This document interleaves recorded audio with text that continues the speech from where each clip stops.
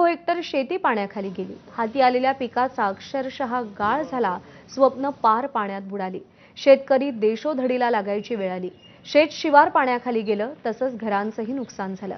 काही जणांचे आप्तस्वकीयही मृत्युमुखी पडले। धाराशिव, परभणी, वाशिम, जालना, संभाजीनगर प्रत्येक जिल्ह्यात अशी वेदनादायी दृश्य जागोजागी दिसतील। एरवी जीवनदायिनी असलेली नदी अक्षरशः वैऱ्यासारखी वागली। शेतकऱ्याच्या डोळ्यातलं पाणी थांबत नाहीये। मंत्री, सत्ताधारी, विरोधक दौरे करतील, पण झालेल्या जखमा कशा भरून काढणार? फाटलेलं आभाळ कसं शिवणार? अधिक आर्थिक चढचणीत असलेल्या या संकटात आधार तरी कोण देणार, असा प्रश्न निर्माण झालाय।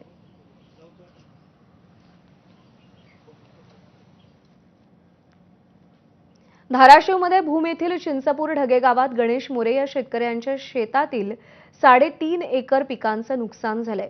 यातच 2 एकर द्राक्षबाग आणि 1.5 एकर सोयाबीन पाण्यात गेलंय। त्यामुळे शेतकरी कुटुंबावर दुःखाचा डोंगर कोसळलाय। पतीच्या खांद्याला खांदा लावून फुलवलेली बाग जमीनदोस्त झाल्यानं त्यांची पत्नी भावूक झाली। पुराच्या पाण्यातील अनुभव मोरे कुटुंबानं सांगितलाय। गिरीश महाजनांनी पाहणी दौरा केला आणि त्यांनी मदत देण्याचं आश्वासन दिल्याचं मोरे कुटुंबियांनी सांगितलंय। त्यांच्याशी संवाद साधलाय अप्पासाहेब शेळके यांनी।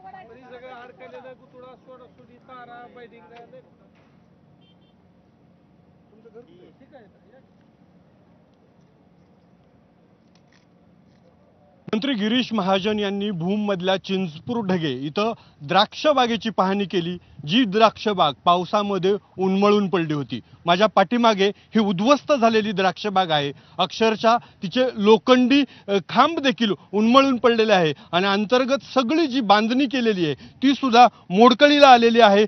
झाडं जी आहेत ते अक्षरशः मुळासकट उकडून पडलेली आहेत। किती मुलं आहेत तुम्हाला? किती शेती आहे आणि बागेचं कसं नुकसान झालंय? 3.5 एकर जमीन आहे।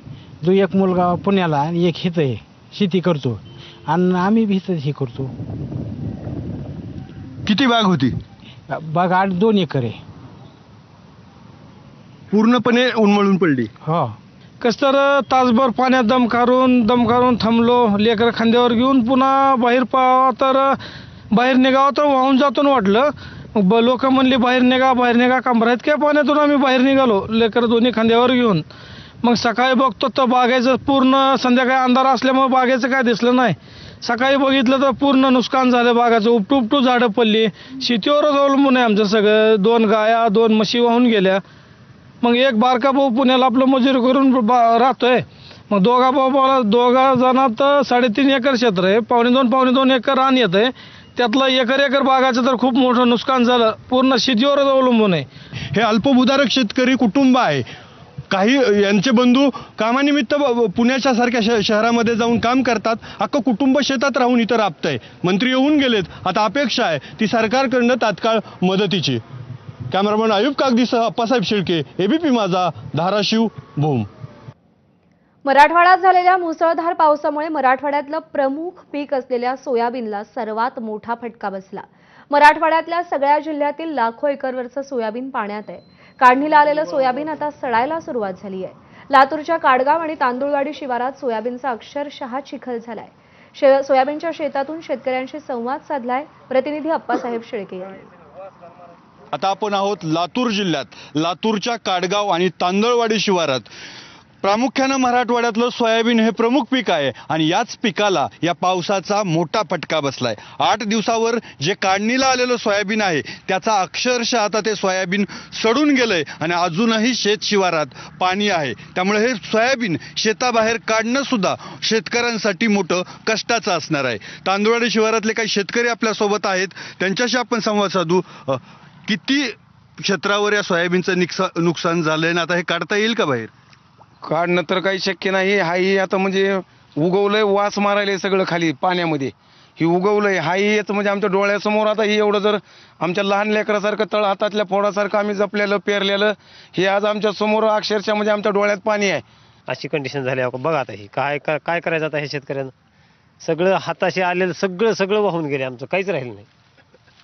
आमच्याकडे आज रोजी 1 रुपया सुद्धा शिल्लक नाही। माझ्या जन्मापासून बी असा पाऊस नाही। मला कमीत कमी 70-75 वर्ष व्हायले, असा पाऊस कधीच नाही। इतकं नुकसान झालं की ते विचारू नका।